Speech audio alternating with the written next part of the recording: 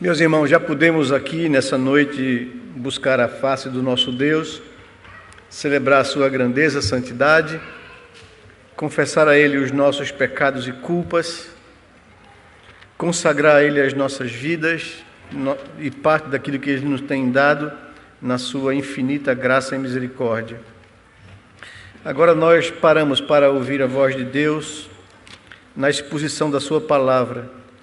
E a nossa oração é que o Senhor tenha misericórdia das nossas vidas e não permita que as falhas humanas possam interferir do Senhor falar ao seu coração nessa noite. Que Deus possa ser gracioso conosco, abrir o nosso entendimento, os nossos olhos para contemplarmos a beleza da sua palavra. E nesse intuito eu queria estimulá-lo a, com atenção, ouvir a exposição da palavra de Deus. Você que está aqui conosco, que nos visita, você que é membro aqui da igreja, vocês que nos acompanham pelas redes sociais, pela internet, que Deus possa falar aos seus corações. Hoje à noite eu tenho reservado o 7º sermão sobre o tema mordomia cristã, que a gente vem trabalhando no coração da igreja, com o intuito de trazermos bênção à sua vida familiar, financeira, que você tenha, como foi visto hoje pela manhã aqui, planejamento, tratar com compromisso e responsabilidade, porque todos nós somos mordomos de Deus. O Senhor nos concede a vida, a saúde, os bens, as oportunidades de trabalho. O Senhor nos capacita com habilidades naturais para que a gente desenvolva uma área profissional na nossa vida e tenha como viver dignamente, como fruto do nosso trabalho, e tenha como investir no reino e tenha como socorrer necessitados. Nós temos aprendido esses princípios aqui com vocês, e nessa noite nós vamos tratar sobre o dízimo no Novo Testamento. Vimos no domingo passado sobre o sistema de contribuição de dizimal na antiga aliança, e agora a gente vai ver na nova aliança. Eu gostaria de convidá-los a que vocês pudessem abrir a palavra de Deus em Mateus capítulo 5, verso 17 a 20.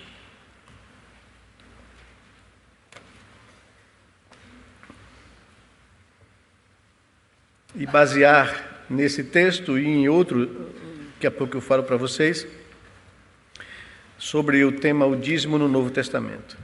Mateus, capítulo 5, verso 17 a 19, parte do Sermão do Monte, quando Jesus está instruindo, e aqui foi resumido todas essas instruções acerca da lei de Deus e da interpretação correta da lei.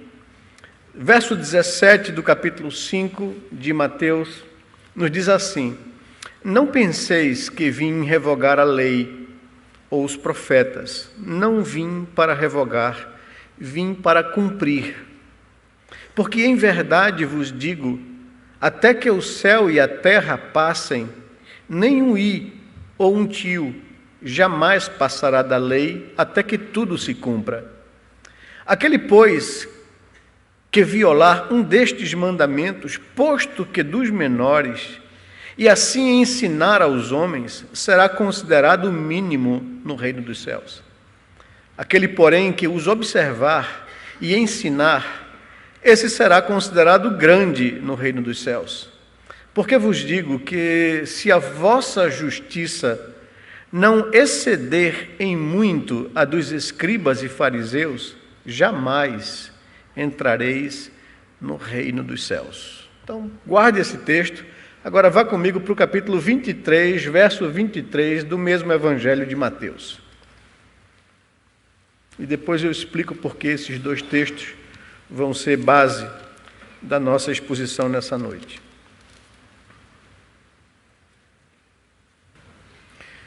O texto anterior que nós lemos, Jesus está defendendo-se de uma acusação dos fariseus contra ele, que diziam que ele veio e ele estava violando a lei, ou revogando a lei, trazendo novas leis.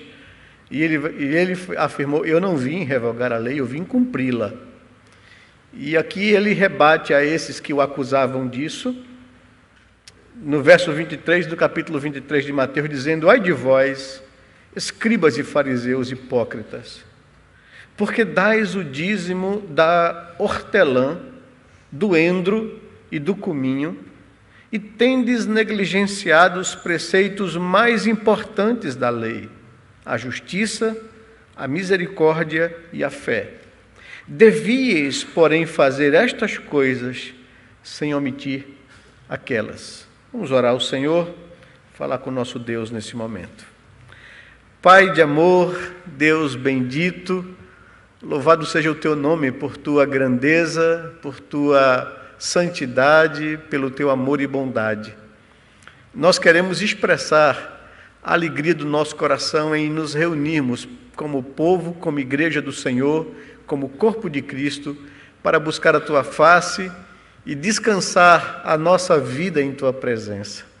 Poder te exaltar, Senhor, cantar os teus louvores, ouvir a tua palavra, dirigir ao Senhor as nossas orações, colocar diante do Senhor a nossa vida, clamar ao Senhor pelo teu perdão, por tua misericórdia e graça, porque pecamos sempre diante de ti e precisamos ser cobertos com o precioso sangue do teu Filho Jesus, para sermos agradáveis à tua presença. É muito bom poder saber que fomos reconciliados contigo pelo teu amor e graça. É muito bom poder estar aqui junto com os nossos irmãos e participar desse momento que traz refrigério à alma e que antecede aquele glorioso dia quando o Senhor voltará para buscar a tua igreja e assim habitaremos para sempre com o Senhor. Enquanto esse dia não acontece, Pai amado, alimenta a nossa alma, fala ao nosso coração, abre o nosso entendimento, Senhor Deus. Cubra as nossas falhas humanas e não permita que essas falhas e pecados nos impeçam de ouvir a tua voz. Dá que possamos sair daqui nessa noite com a sensação de que fomos de fato e verdade alimentados pela tua palavra, de que tivemos diante do Deus Todo-Poderoso e de que Ele renovou graça em nossos corações. Por isso, toma esse momento aqui, Senhor Deus, a partir da minha própria vida e da vida dos meus irmãos, que esse ambiente seja tomado pela iluminação e direção do Teu Espírito Santo. É o que nós te pedimos em oração, confiados nos méritos do nosso amado Redentor, a quem rendemos toda a honra, toda a glória e louvor, Senhor Deus. Em nome de Jesus é que ousamos levantar a nossa voz em oração e estarmos aqui diante de Ti. Amém, Pai amado. Amém. Que o Senhor nos abençoe. Na última mensagem que tratamos sobre mordomia cristã, começamos a instruir a igreja sobre o assunto de dízimos. Vimos que as Escrituras reconhecem dois sistemas de contribuições por parte dos cristãos: ofertas, em casos específicos ou em casos de necessidade, já estudadas em 2 Coríntios, capítulo 8 e capítulo 9, dedicamos 5 mensagens a esses 2 capítulos da segunda carta aos Coríntios. Então, trata sobre ofertas e começamos desde o domingo passado a tratar sobre os dízimos. Compreendermos o que é isso, o que é que isso pode trazer para as nossas vidas, o que é que podemos viver da palavra de Deus em obediência a esse assunto. Vimos na mensagem anterior a origem e o estabelecimento dos dízimos na antiga aliança. Vimos também seu significado para Israel. Vimos que o Antigo Testamento ensina sobre os tipos de dízimos, bem como suas finalidades. Vimos que existia o dízimo levítico, que deveria ser trazido ao templo, à casa do tesouro, para o sustento da obra de Deus, dos levitas, por isso era chamado dízimo levita. Vimos também sobre o dízimo diaconal, que esse era um dízimo que não era obrigado a trazer à casa do Senhor, mas que deveria ser administrado de 3 em 3 anos pelas próprias famílias que recolhiam a parte das suas rendas ou da sua produção para socorrer necessitados. Por isso é chamado dízimo diaconal. E vimos também que na Antiga Aliança tinha o dízimo festivo, que uma ou duas vezes ao ano deveria ser trazido à casa do tesouro nas grandes festas de Israel para ser celebrado com todos e comido com todos ali. Por isso era chamado dízimo festivo. Vimos então esses 3 tipos de dízimos na Antiga Aliança. E baseados no texto do profeta Malaquias, capítulo 3, versos 7 a 12, nós aprendemos que Deus exorta e requer do seu povo que sejam fiéis e voluntários em consagrar a 10ª parte de seus bens e ganhos para o serviço do Senhor. Nós aprendemos tudo isso na mensagem passada sobre os dízimos na Antiga Aliança. Agora, nós devemos indagar se o sistema dizimal de contribuição estabelecido por Deus no Antigo Testamento é também requerido para o cristão no Novo Testamento. Essa é a nossa intenção e a nossa abordagem hoje com vocês. Essa abordagem se faz necessária porque há uma linha de pensamento no meio cristão contemporâneo que afirma que, na época da graça, o cristão está desobrigado de dizimar, visto que isso era parte da lei do Antigo Testamento. Então, há essa linha de pensamento e que, às vezes, influencia as pessoas. O que a Bíblia diz sobre esse assunto? Porque nós temos uma preocupação de viver em obediência a Deus. E nós não queremos criar absolutamente nada que nos impeça de viver uma vida em obediência, porque a obediência, como nós lemos nessa noite aqui no profeta Isaías, traz a bênção de Deus sobre nossas vidas. E a rebeldia e a desobediência traz a mão pesada de Deus sobre o seu povo. Nós lemos isso aqui em Isaías. Então, a nossa intenção é, Senhor, o que a Tua palavra nos ensina? O que diz isso no Novo Testamento? Não é? Visto que há esse tipo de raciocínio ou pensamento por aí. As pessoas que defendem essa tese, que o cristão no Novo Testamento está desobrigado de consagrar a Deus seus dízimos, eles afirmam que isso não se aplica ao cristão hoje e que ele deve dar ofertas, segundo tiver proposto em seu coração, e não a 10ª parte de seus ganhos. A questão a ser tratada biblicamente e a pergunta a ser respondida é esta: como cristãos, vivendo na época da graça, devemos consagrar ao Senhor os dízimos de tudo que Ele nos tem concedido, todo o nosso ganho e sustento? Essa é a pergunta que eu queria tratar com vocês, buscando na palavra de Deus resposta para as nossas vidas.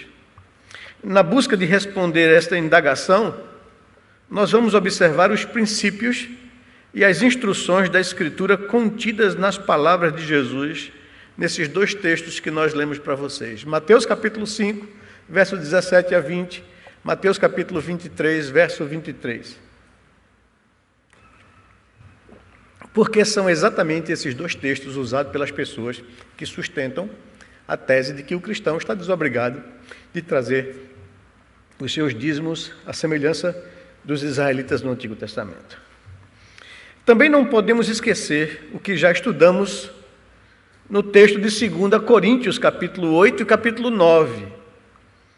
É bom termos sempre em mente que, embora Paulo tenha tratado de um caso específico nesse texto de 2 Coríntios, que era uma oferta para crentes pobres vitimados por grande fome na Palestina, os princípios ensinados ali, no capítulo 8 e capítulo 9 da 2ª carta aos Coríntios, os princípios e os ensinamentos contidos nesse texto sobre contribuição têm aplicação universal e geral sobre o assunto. Vimos também isso com vocês já na exposição desse texto. Aqueles que defendem a ideia de que o dízimo era um imposto estabelecido por Deus à nação de Israel e que não é aplicável à igreja do Novo Testamento, se utilizam de Mateus capítulo 5, verso 20 e de Mateus capítulo 23, verso 23, para basear sua argumentação. Por isso, E especificamente por isso separamos essas duas passagens para analisarmos. Vamos estudar as evidências e as objeções a essa questão. O que o nosso amado Redentor está ensinando aos seus discípulos nesses dois textos? É a pergunta. Qual a repreensão que o Senhor Jesus está trazendo aos escribas e fariseus? No verso 23 do capítulo 23 de Mateus. Então, eu convido vocês a pensar comigo biblicamente sobre esse tema, o princípio do dízimo para o cristão no Novo Testamento. Em primeiro lugar, eu gostaria de destacar para vocês evidências de que o dízimo era o sistema normal de contribuição no Novo Testamento, por parte das igrejas cristãs. Deixe-me então andar com vocês nessa linha. Vamos ver as evidências de que o dízimo era o sistema normal de contribuição na igreja do Novo Testamento. Primeiramente, dar os dízimos era um sistema em vigor já antes da lei. Nós, no domingo passado, tratando sobre o dízimo na Antiga Aliança, nós vimos que o dízimo não é resultado da lei mosaica. Não, a gente encontra situações antes da lei de que pessoas já davam o dízimo. Isso era um princípio que Deus estabeleceu desde a criação e nós temos trabalhado isso na nossa consciência. Por exemplo, Abraão, 430 anos antes da promulgação da lei de Moisés, deu dízimo a Melquisedeque, sacerdote de Salém, em gratidão. E o dízimo mostra que é uma atitude de reconhecimento do coração do crente a Deus pelo sustento que Deus lhe tem dado. Abra sua Bíblia em Gênesis capítulo 14, verso 18 a 20, e você vai encontrar Abraão, 4 séculos antes da lei de Moisés, consagrando o dízimo a um sacerdote, Melquisedeque. Verso 18 a verso 20 nos diz que Melquisedeque, rei de Salém, trouxe pão e vinho, era sacerdote do Deus Altíssimo, abençoou ele a Abraão e disse: bendito seja Abraão pelo Deus Altíssimo, que possui os céus e a terra, e bendito seja o Deus Altíssimo, que entregou os teus adversários nas tuas mãos. E de tudo lhe deu Abraão o dízimo. Não é? Então, só para mostrar para vocês que o dízimo é alguma coisa que acontecia na história do povo de Deus antes mesmo da lei mosaica. Segundo, além de Abraão, a gente encontra Jacó, neto de Abraão, prometendo a Deus o dízimo de tudo quanto recebesse de Deus na promessa que Deus estava fazendo a ele. Gênesis capítulo 28, verso 20 e verso 22. Se você for um crente bereano e quiser constatar isso, não é? Abra lá sua Bíblia em Gênesis capítulo 28 e você vai ver que Jacó também deu dízimo antes da promulgação da lei. Diz o verso 20 do capítulo 28 de Gênesis, que fez também Jacó um voto, dizendo: se Deus for comigo e me guardar nesta jornada que empreendo, e me der pão para comer e roupa que me vista, de maneira que eu volte em paz para a casa de meu pai, então o Senhor será o meu Deus. E a pedra que erigi por coluna será a casa de Deus. E de tudo quanto me concederes, certamente eu te darei o dízimo. Então, essas palavras de Jacó mostram que isso não é uma atitude solta, mas é uma consciência já estabelecida. O Deus que me chamou, que disse que me abençoaria nessa jornada, se Ele de fato cumprir tudo isso que Ele promete em minha vida, certamente Ele será o meu Deus, eu serei o seu servo, e de tudo quanto Ele me conceder, eu entregarei, eu consagrarei a Deus o dízimo. Portanto, dar o dízimo não é uma criação da lei de Moisés, mas antecede a lei. Na lei de Moisés, Deus está regulamentando isso para a nova nação que se estabelecia. Mas esse é um princípio desde a criação que era praticado por todo o povo de Deus antes mesmo da nação de Israel existir na terra de Canaã. Então, não é uma questão tentando desfazer o argumento daqueles que dizem que dízimo é uma coisa somente do Antigo Testamento e da lei de Moisés. Mostrar para essas pessoas que não, o dízimo antecede a lei. É um princípio já estabelecido na consciência de todo o servo de Deus na antiga aliança, antes mesmo da nação de Israel e da entrega da lei de Moisés. Ainda quero destacar que, embora o Senhor Jesus condenasse o legalismo dos fariseus, lá em Mateus 23, 23, fariseus que davam o dízimo até da folhinha da hortelã, da folhinha do coentro, né? E negligenciava as coisas mais elementares como a misericórdia, o amor. O Senhor está reprovando essa incoerência e não condenando o sistema de dízimo, né? Então, usar esse texto para dizer que o Senhor condena o dízimo ou reprova o dar o dízimo seria uma tolice hermenêutica gigantesca, né? O Senhor está repreendendo a hipocrisia, a religiosidade de observar em detalhes algumas coisas de forma legalista e negligenciar as coisas mais importantes, como a sensibilidade ao outro, como a misericórdia ao outro, como o amor, né? Então é isso que ele está condenando aqui. A reprovação de Jesus está desmascarando a hipocrisia dos fariseus e deixa claro que o pecado, por ele denunciado, era quando dar o dízimo se tornava o mais importante na prática religiosa, né? Em detrimento da misericórdia, em detrimento da justiça. Ele diz, na conclusão dele, no verso 23 do capítulo 23, fazeis estas coisas sem omitir aquelas. Então ele não está reprovando. Seja fiel a Deus na entrega dos seus dízimos, mas não negligencie a misericórdia, não negligencie a justiça, não negligencie o amor. É esse o ensino de Jesus.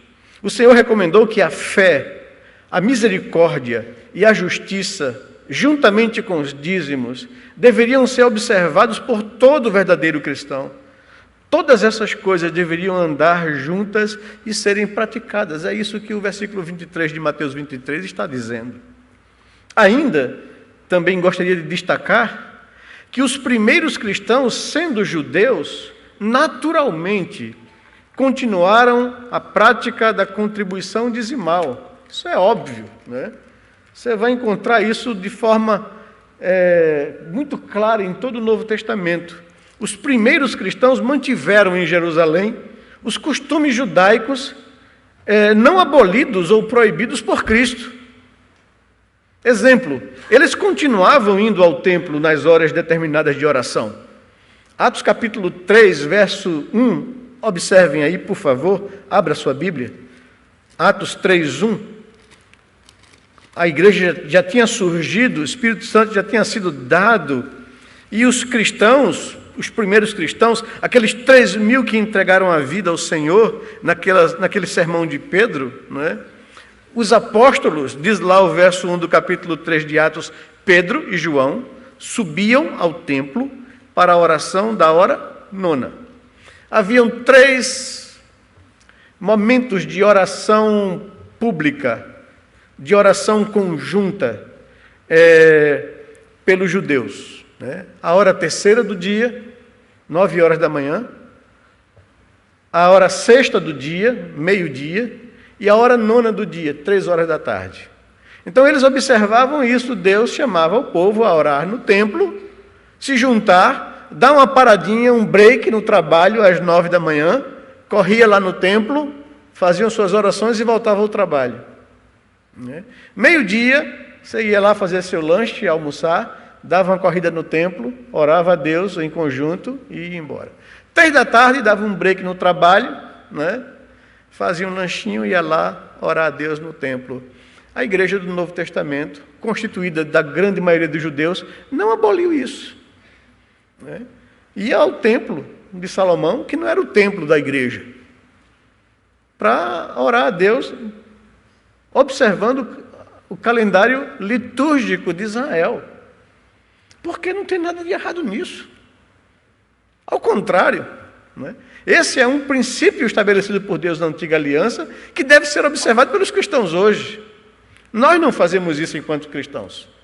Mal vimos a reunião de oração no meio da semana.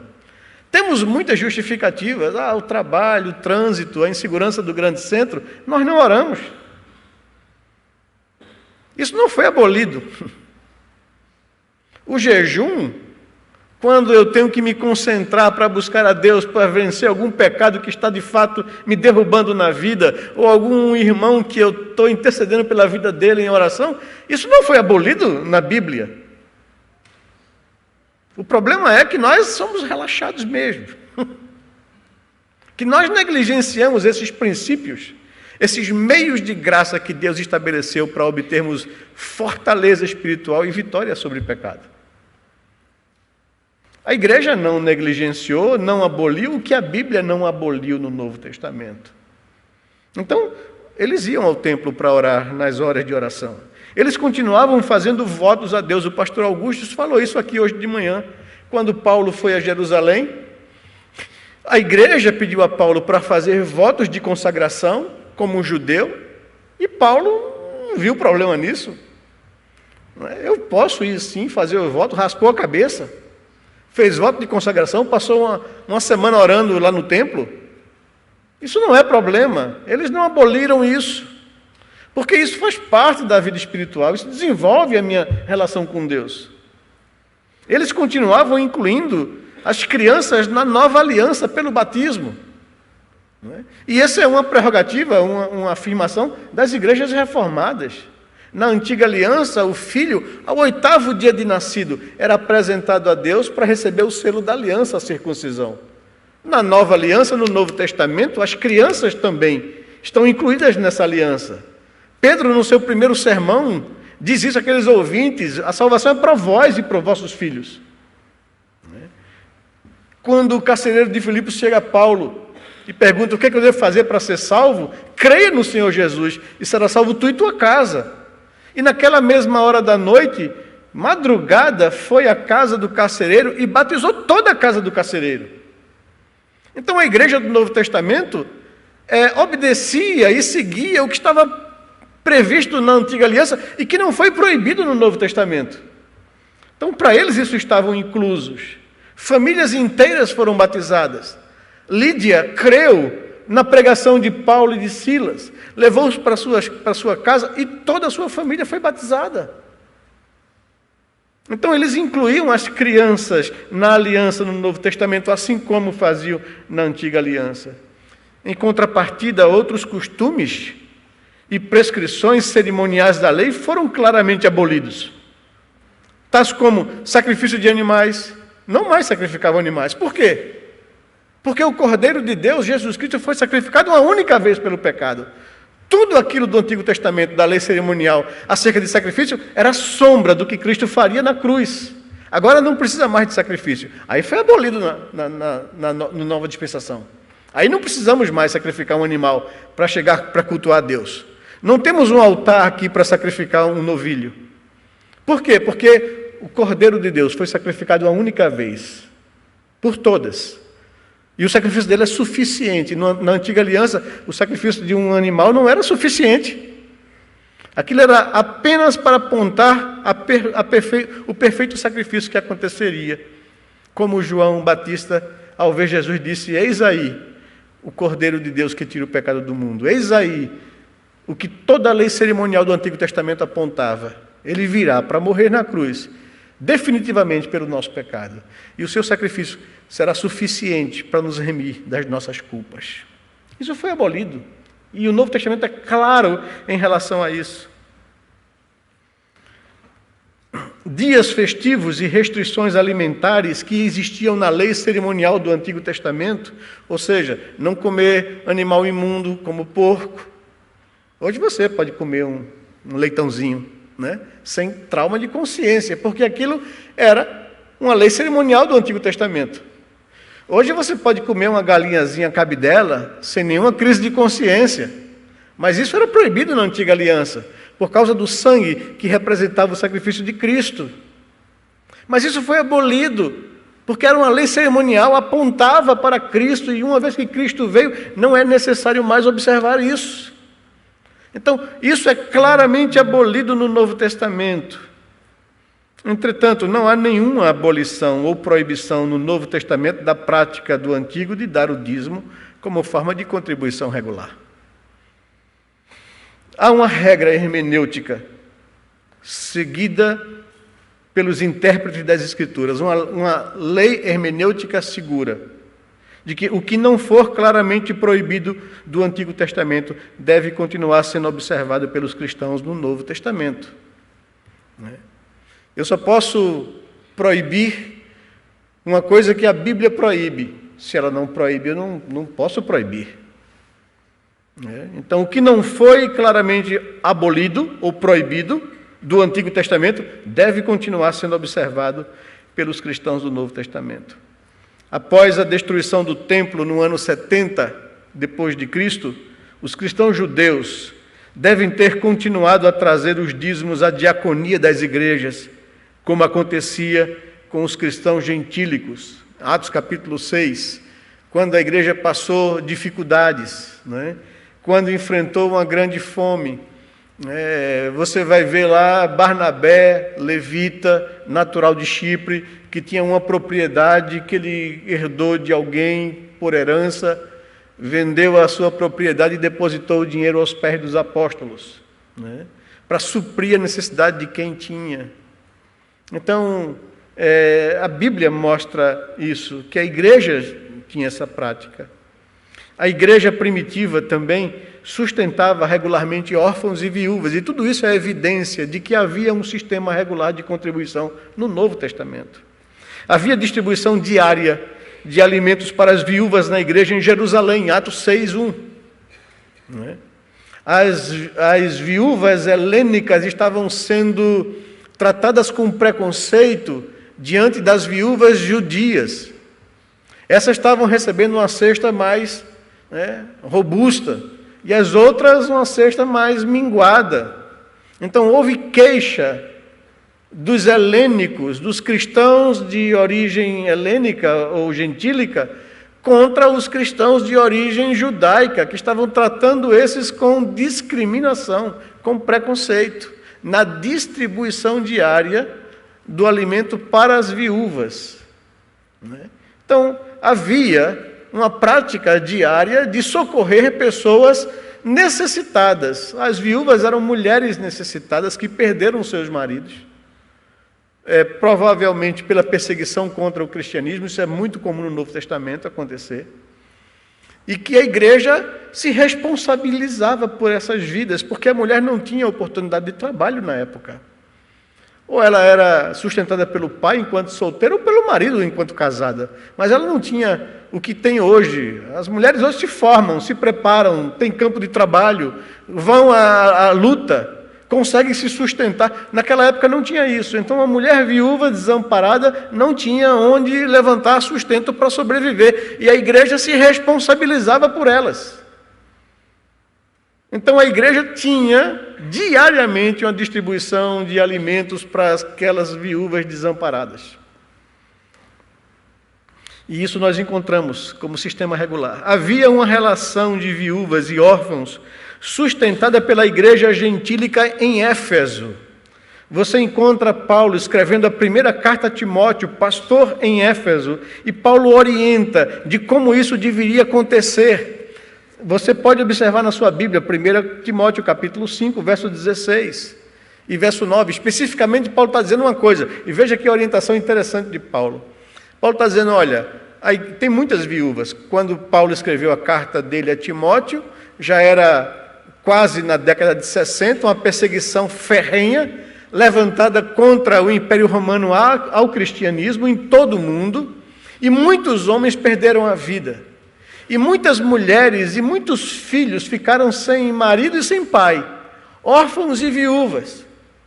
E o apóstolo Paulo diz, olha, o negócio está tão pesado para manter essas mulheres, que a gente vai ter que orientar que se há viúvas que têm familiares crentes na igreja, que esse sustente a viúva, que os filhos sustentem as mães se eles já forem adultos, que os familiares sustentem para que não sobrecarregue a igreja.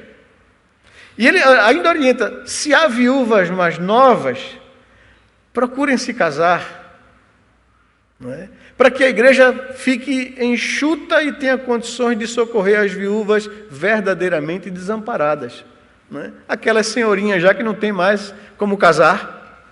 Então essa sim a igreja tem que socorrer, né? E Paulo dá essa orientação toda a Timóteo.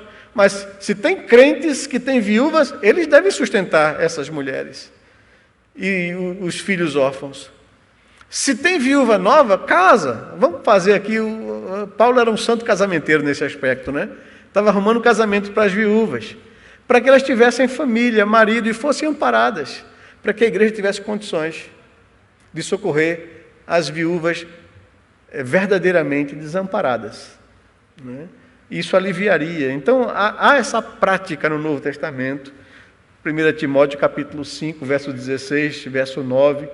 E também a gente encontra Tiago, que fala aos crentes da dispersão, que a verdadeira religião, ou a verdadeira prática religiosa, consistia em socorrer os órfãos e as viúvas.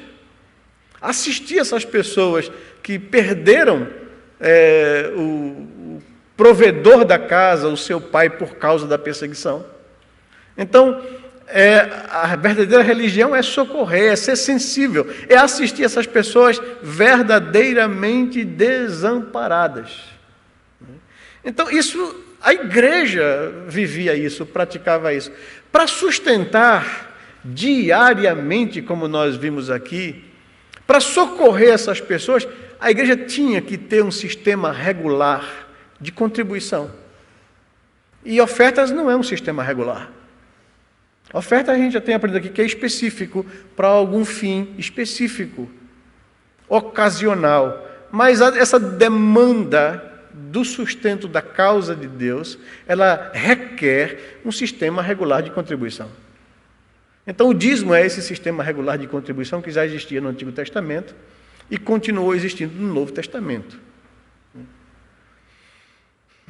Isso tudo só seria possível se houvesse esse sistema regular de contribuição por parte dos crentes e dos apóstolos que estruturaram e organizaram a igreja do Novo Testamento e bem conheciam esse sistema do Antigo Testamento.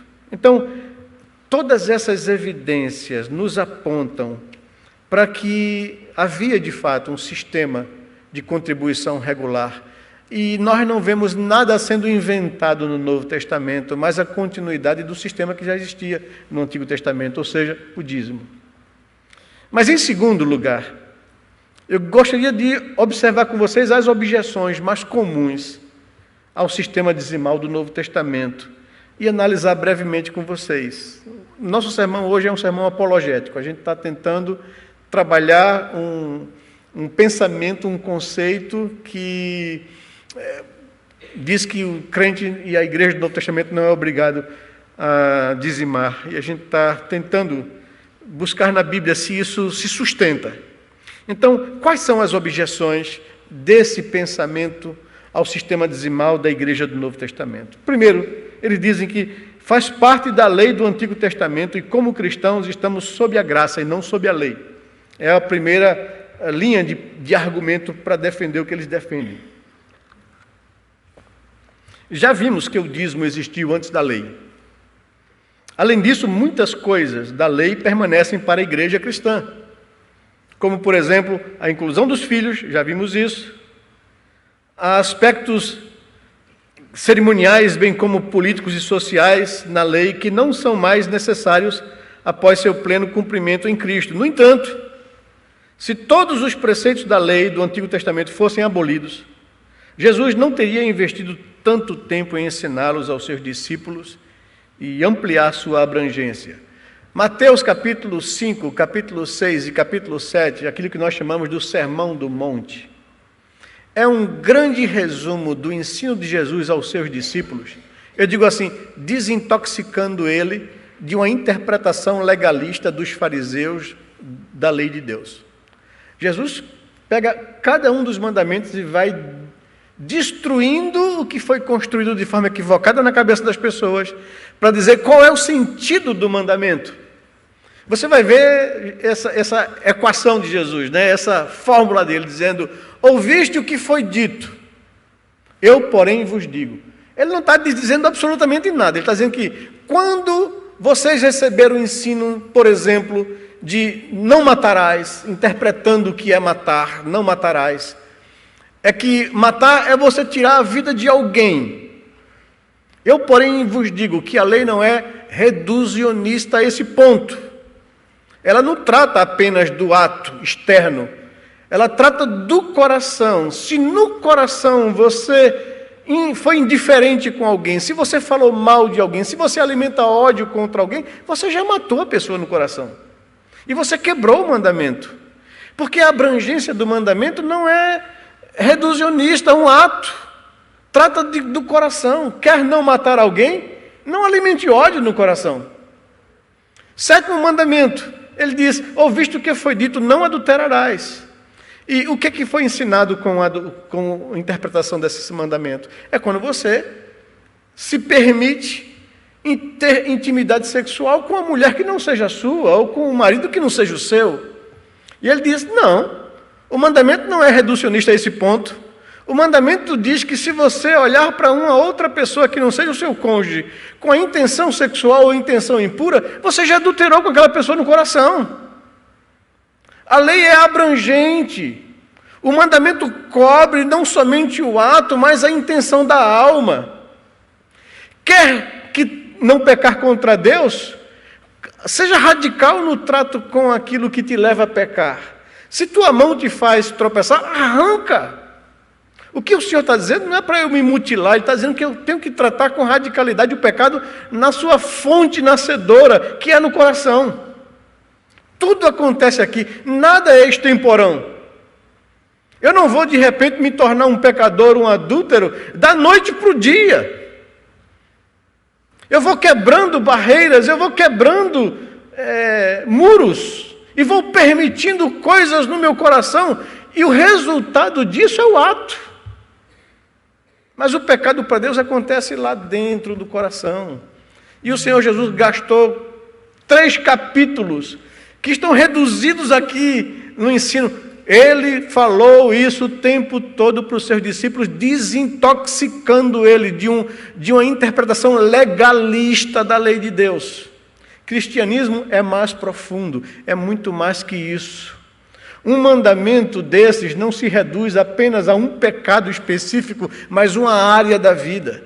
O 7º mandamento está me ensinando como é que eu devo me tratar com a minha sexualidade, com os meus impulsos sexuais. Foi Deus quem criou. Isso é bom, não é ruim, mas eu tenho que aprender a controlar essas coisas para poder vivenciar no momento certo, diante de Deus, com paz e tranquilidade no coração. Então isso, o 7º mandamento está me dizendo como é que eu lido com a minha sexualidade. O adultério é o pecado mais grave diante aos olhos de Deus, porque afronta e fere a instituição do casamento que Ele criou para o bem do ser humano. Então, trata da coisa mais séria. Não matarás, trata da atitude mais radical e última, tirar a vida de alguém. Mas ele está abordando como eu me relaciono com as pessoas, nos conflitos, nas adversidades, se eu alimento ódio, se eu odeio no coração, se eu risquei da minha agenda o nome daquele irmão. Se eu insultei, se eu falei mal, se eu difamei alguém. Ele gasta tempo para interpretar a lei, porque a lei não foi abolida. Ela é a manifestação da vontade de Deus para o nosso bem. Eu não tenho que observá-la para ser salvo, porque eu não consigo isso. Mas eu tenho que observá-la porque sou grato a Deus pela salvação em Cristo Jesus. A lei me mostrou que eu era incapaz de cumpri-la perfeitamente. E me serviu como trampolim para a graça de Deus, para eu entender que o que Cristo fez é suficiente para me salvar. Agora, em gratidão a Deus, eu quero fazer a vontade dEle, eu quero agradar a Deus, eu quero observar o que ele diz para mim. Aquele que tem os meus mandamentos e os guarda, esse é o que me ama. E esse que me ama será amado por meu Pai. Eu também o amarei, me manifestarei a ele. Então, nós observamos a lei, e a lei é importante. É o padrão ético de Deus para o bem-estar da sociedade humana. Então, esse conceito de que faz parte da lei do Antigo Testamento e não é para o cristão na época da graça, não se sustenta nas pernas.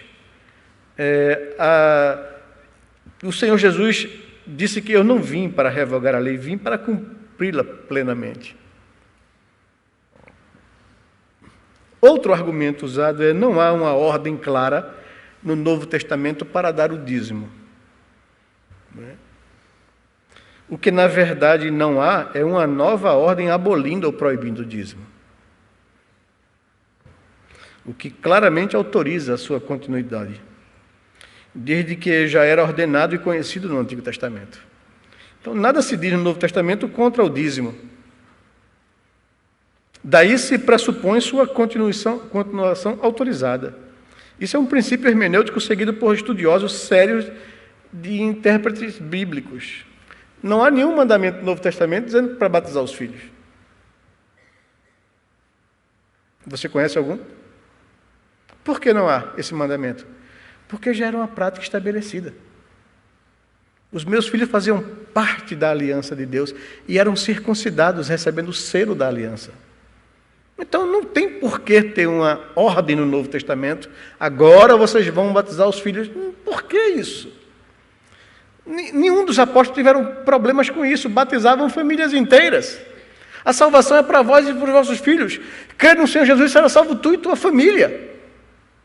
Por quê? Porque o marido é sacerdote da casa, é responsável diante de Deus. As mulheres em Corinto que se converteram a Cristo e que ficaram em conflito porque já eram casadas e os seus maridos não entregaram a vida a Cristo, foram para Paulo dizer: Paulo, o que a gente faz agora? Devemos deixar os nossos maridos porque eles não são crentes? E Paulo disse: não, se Deus chamou você casada, fica tranquila, Deus vai alcançar o teu marido. Ele vai santificar a vida dele através da sua vida. De outra sorte, os seus filhos seriam impuros, porém agora são santos no Senhor. E a gente ouviu hoje pela manhã que essa palavra santo significa aqueles que são separados para Deus. Os meus filhos são santos ao Senhor. Isso é claro no Novo Testamento. Então, não precisa de um mandamento para ser praticado. Assim como o dízimo também. Já era uma prática corriqueira. Eles já conheciam o sistema. Ainda, o sistema ensinado pelo Novo Testamento é o das ofertas voluntárias, afirmam esses resistentes ao dízimo. Não o da obrigatoriedade dos dízimos. Nós já vimos que as ofertas voluntárias, ensinadas por Paulo, foram levantadas com um fim imediato e específico: a coleta para os cristãos pobres de Jerusalém. Vimos isso aqui exaustivamente com vocês, né? Na exposição do capítulo 8 e capítulo 9 da segunda carta aos Coríntios. Vimos que por não ter sido estabelecido alvo fixo naquela oferta, e por ser algo não previsto na lei, cada um deveria dar voluntariamente segundo proposto no seu coração. Oferta é algo voluntário. Oferta por questão de consciência. A igreja não obriga ninguém a dar dízimo. Não policia nem vigia a vida de ninguém. Ela só ensina você a ter um compromisso particular, pessoal com Deus. Deus ama quem dá com alegria, Deus ama quem tem consciência e gratidão de reconhecer que tudo que eu tenho provém da sua boa mão, e por isso eu reservo parte daquilo que Deus me deu para administrar. Eu reservo parte e consagro a Ele, para ser investido no seu reino, na sua obra.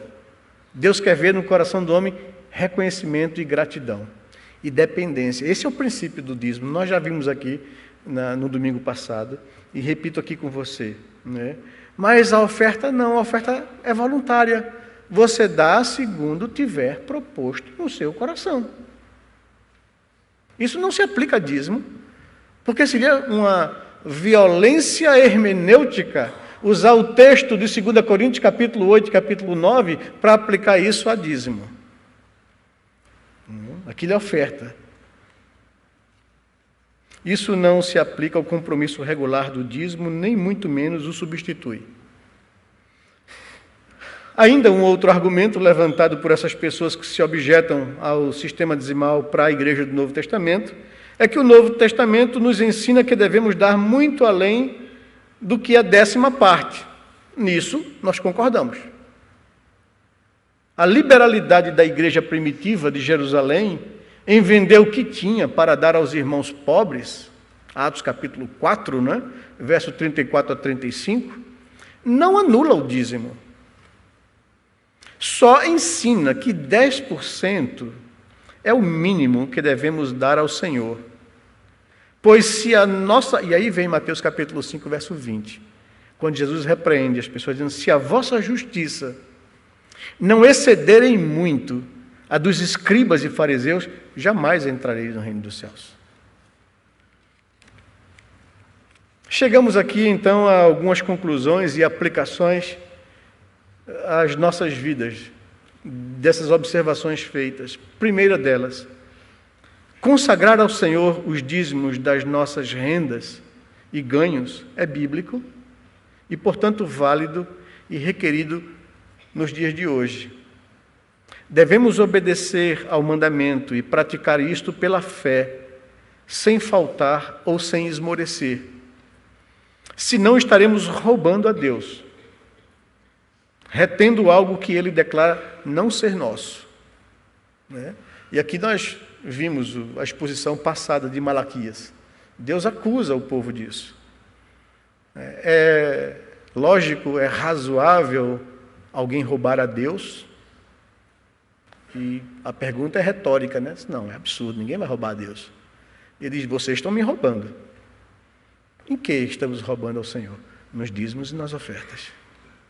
Então Deus acusa aquele povo de quebrar o mandamento. Não furtarás. E eles estavam furtando nada mais, nada menos do que o próprio Deus. Então Deus aplica o sistema de dízimo à lei, dizendo que o homem rouba a Deus quando retém aquilo que Deus diz que não lhe pertence. E nós aprendemos aqui que isso não é para crente, isso é para todo ser humano. Deus vai cobrar isso de todo ser humano. Porque o princípio é de reconhecimento de que tudo que eu tenho provém da boa mão de Deus. Minha saúde, minha vida, minhas habilidades de trabalho, as oportunidades que Deus abre, Ele faz cair chuva sobre bons e maus, sobre justos e injustos. Tudo provém de Deus. E Ele requer do homem o reconhecimento disso. E todo homem estará diante de Deus para dizer como ele administrou, como um mordomo, das coisas que Deus lhe concedeu para fazer. Se para o bem, se para o mal, se de forma egoísta, se de forma liberal. Deus vai requerer isso de todo ser humano. E Ele diz, é claro isso no texto de Malaquias, que o homem rouba a Deus quando retém aquilo que não lhe pertence, que deveria ser consagrado a Deus, a 10ª parte de tudo aquilo que Deus lhe concede, em sinal de reconhecimento, de dependência e de gratidão.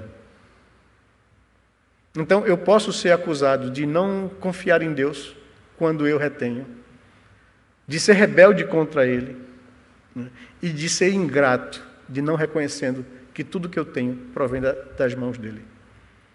Esse é o princípio, e é isso que Deus quer ensinar ao seu povo. Consagrar ao Senhor os dízimos das nossas rendas e ganhos é bíblico e, portanto, válido e requerido de nós hoje. Eu não quero me encontrar roubando a Deus. Devemos obedecer o mandamento e praticar isto pela fé, sem falta ou esmorecimento. Senão estaremos roubando a Deus, retendo algo que Ele declara não ser nosso. Malaquias 3:8. Ainda também como conclusão e aplicação prática, vemos a importância da fidelidade do compromisso regular e mensal. A igreja do Senhor tem muitos compromissos para manter, como a plantação de novas igrejas, e nós procuramos ser fiéis e expandir o reino. 25%, e acho que isso aqui ainda é muito pouco, do nosso orçamento é investido em missões e evangelização, em plantação de igrejas. Temos 7 congregações, já organizamos 2 congregações, Vasco da Gama, Torre. Vamos organizar o ano que vem a aldeia, e é plantar e consolidar igrejas saudáveis, sadia, para a glória de Deus e a expansão do seu evangelho. E tudo isso requer recursos. E esses recursos são aplicados e administrados em consequência da fidelidade das pessoas com Deus na entrega de seus dízimos. Então a igreja tem muitas responsabilidades, sim, sustento de missionários e pastores, a assistência aos necessitados, a manutenção do culto e todas as instalações e as atividades relacionadas à proclamação do Evangelho. Você está sentado numa poltrona confortável, num clima confortável, as pessoas às vezes não entendem isso, a gente nomeou uma comissão até mesmo para tratar desses assuntos quando há algum tipo de requerimento para uso pessoal ou particular das instalações da igreja. Mas deixa eu dar uma informação, só para você ter uma ideia. A cada culto nosso aqui, para que a gente tenha um ambiente confortável e agradável, não é? O consumo de energia para manter esses ar-condicionados ligados aqui, essas máquinas ligadas, é no mínimo R$2.000, já levantado pela comissão. Então tem um custo. É claro que a gente quer um templo não para nosso conforto, mas para poder servir a Deus com mais excelência, com mais relevância. O conforto nosso vem como consequência disso, isso não pode ser a prioridade, isso não pode ser o nosso chamariz. A primeira igreja tem um templo muito bonito em Recife. Não é isso. A gente quer adorar a Deus num ambiente adequado. A questão não é pessoal, particular ou local. A gente, se puder dar o melhor para Deus, a gente quer dar o melhor para Deus. A gente quer manifestar isso. Deus, na sua palavra, requereu isso do povo de Israel quando construiu o templo de Salomão. E não adianta estar fazendo esse argumento, mas foi muito dinheiro aplicado, a gente podia aplicar em outras. A gente tem aplicado em outras coisas, com fidelidade. Uma coisa não anula a outra. Se anulasse, aí sim, a crítica tinha fundamento. Se a gente preferisse o material em detrimento da vida das pessoas, da proclamação do Evangelho, do socorro, aí sim, estaríamos em pecado. Mas não é isso que acontece. Temos uma consciência tranquila diante de Deus. A igreja sabe dos orçamentos que apresentamos à igreja, das contas que nós apresentamos do que se gasta com os dízimos de vocês. Isso é feito com muita responsabilidade. Então, críticas nesse aspecto são infundadas e não são nada cristãs. Mas, infelizmente, nem todos consagram seus dízimos regularmente ao Senhor. E aqui eu digo a você, como aplicação prática, se você se encontra nessa situação, você está em pecado contra Deus. E sobre você caberá a advertência do Senhor pelo profeta Malaquias. Com maldição sois amaldiçoados, porque a mim me roubais. Pode o homem roubar a Deus? Todavia vocês me roubam e ainda perguntam em que te roubamos. Vocês me roubam ao reter os dízimos e as ofertas. Malaquias 3, verso 9 e verso 8. Diante disso, o que deve o homem fazer? Primeiro, diz o profeta, arrepender-se e confessar a Deus e corrigir-se diante de Deus nisso. E repetimos, irmãos, Deus não precisa do meu nem do seu dinheiro. Isso não é uma questão de necessidade, Deus não tem necessidade disso. Ele é dono da prata e do ouro. Já aprendemos isso aqui com vocês. Mas o que Ele quer ver em mim e ver em você é gratidão, é dependência de Deus, é reconhecimento. Quando Ele vê isso em mim e em você, aí Ele diz: eu vou derramar as bênçãos sobre a sua vida, eu vou abençoar a sua vida. Mas eu não posso me furtar, como um pastor, de instruir vocês nesse particular, mesmo que tenha defloradores financeiros no meio evangélico.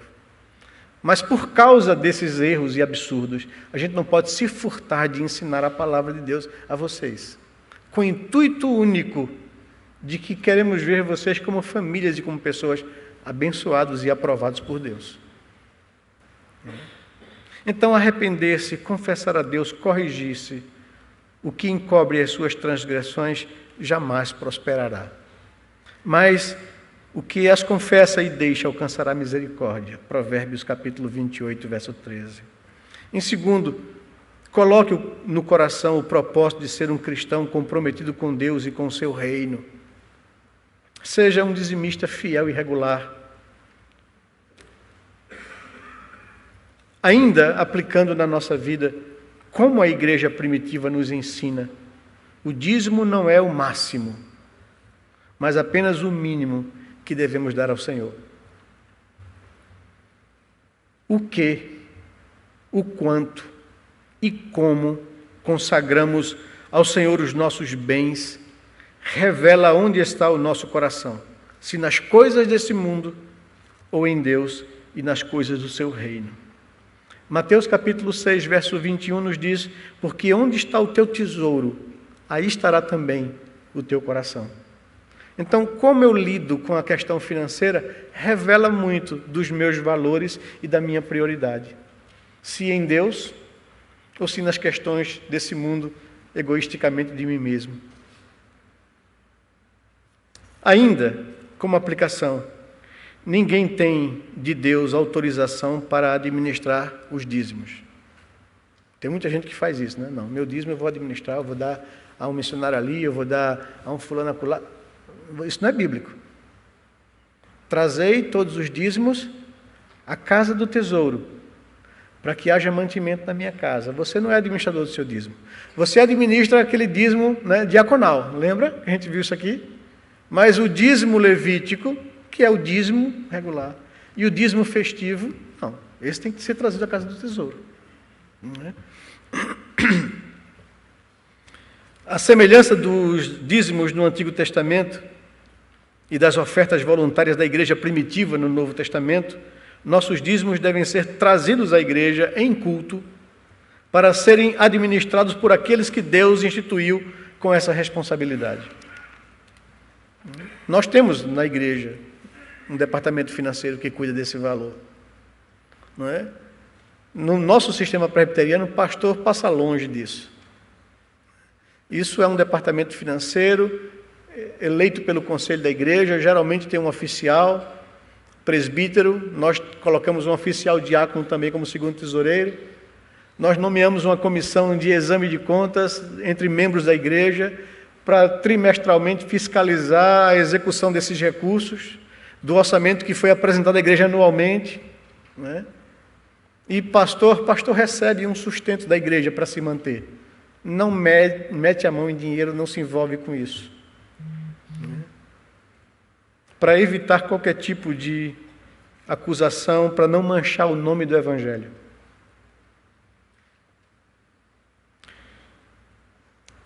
Também devo ser fiel e compromissado em consagrar a Deus os dízimos de toda a minha renda. Aprendemos isso.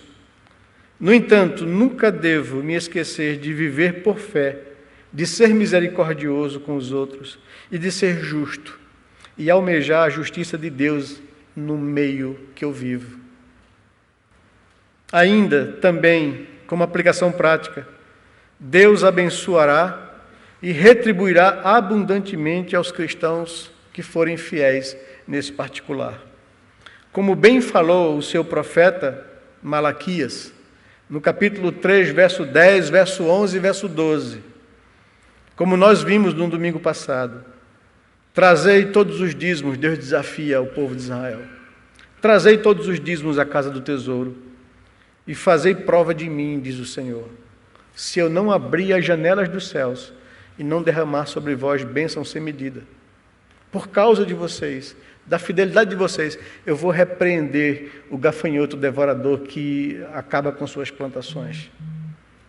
Vocês serão uma nação deleitosa e todas as nações testemunharão a bênção de Deus sobre a vida de vocês. Deus diz que vai retribuir, abençoar quem é fiel a Ele.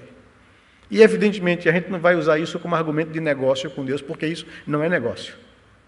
Eu não estou dando para receber, eu estou dando por gratidão, por reconhecimento de dependência, que todo o meu sustento provém da boa mão de Deus. Quando Deus observa esse coração que dá com alegria, voluntário e em reconhecimento, Deus derrama graça e bênção. Esse é o ensino bíblico. E como falou também por intermédio do seu apóstolo, Paulo, escrevendo aos Coríntios, na segunda carta, no capítulo 9, verso 6 ao verso 11, quem semeia com fartura, com abundância também colherá. Deus ama a quem dá com alegria. Ele aumentará a vossa sementeira e multiplicará os frutos da vossa justiça, enriquecendo-vos em tudo. É promessa de Deus, é palavra de Deus, é empenho de Deus, estimulando os crentes a confiarem nele, a serem fiéis. Que Deus nos faça uma igreja que contribui liberalmente, na proporção que tem recebido da parte de Deus e muito mais. É isso que eu queria deixar para vocês, cumprindo essa árdua missão de instruir nesse assunto tão delicado, um assunto tão controverso e um assunto que muitas vezes causa nas pessoas algum tipo de desconfiança com relação a motivações da igreja ou de quem fala sobre o assunto. Mas eu sou pastor e a Bíblia me diz que eu tenho que pregar para o povo de Deus todo o desígnio de Deus. E por causa dos escândalos, dos maus testemunhos, do mau caratismo de muita gente que usa a boa-fé das pessoas para tirar dinheiro das pessoas, eu não posso, por causa disso, deixar de pregar sobre o assunto. Porque a intenção nossa não é ter dinheiro de vocês. A intenção nossa é ver vocês serem fiéis a Deus e abençoados em decorrência disso. Que Deus nos dê graça para que sejamos uma igreja que tem visão do reino, que investe no reino, que faz multiplicar a graça e o evangelho de Deus nesse mundo. Que Deus derrame sobre nós sua graça e seu favor. Amém? Eu queria convidá-lo por um instante baixar sua cabeça, orar a Deus, mediante tudo o que você ouviu. E se você percebe que tem que fazer alguns acertos, alguns consertos com Deus, faça isso em oração, né? Se você está atravessando alguma dificuldade financeira, coloque isso na mão de Deus nesse momento agora. Reflita o porquê. Eu sou pastor há mais de 3 décadas e quando eu vejo problemas nessa área de pessoas tendo dificuldades, é porque elas têm dificuldade, em primeiro lugar, de entender esse assunto e de ser fiel a Deus nesse assunto, não é? E às vezes, quando a gente não consegue ser fiel a Deus, é como guardar dinheiro num saco furado, como a palavra de Deus diz, não é? E isso em decorrência da infidelidade nossa e da não aprovação de Deus. Conserte isso diante de Deus. Peça a Deus sua misericórdia. Confesse a Deus se você não tem sido fiel nessa área. Tome um propósito na sua vida e você vai ver o que Deus fará em decorrência da sua confissão e da sua obediência.